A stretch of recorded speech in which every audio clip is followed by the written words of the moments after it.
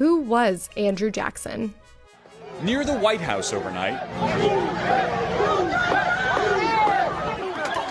a tense standoff with police as protesters tried to tear down a statue of former President Andrew Jackson.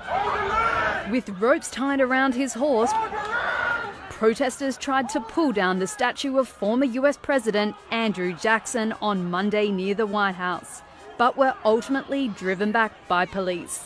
Video showed demonstrators climbing on the bronze statue in Lafayette Square and scrawling "Killer Scum" on its base in the latest bid to destroy images of historical figures considered racist. Statues of great historical figures like Andrew Jackson are being torn down across America. Here are some facts about Jackson that remind us why his statue should remain.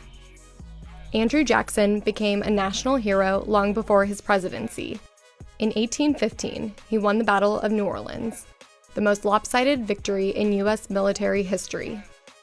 3 years later, he boldly invaded Spanish territory in Florida, seizing 2 major forts, and took charge as military governor. This set up the U.S. acquisition of Florida in 1819. Jackson's popularity greatly expanded participation in U.S. elections. The last campaign before he became a candidate drew a total of 108,000 voters. 12 years later, in 1832, 1,300,000 voted in his landslide re-election campaign, an increase of 1,200%.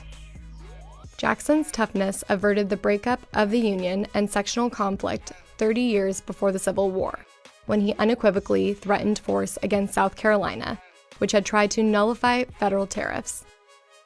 In 1835, President Jackson kept a far-fetched campaign promise. He paid off the national debt, all of it, for the only time in U.S. history.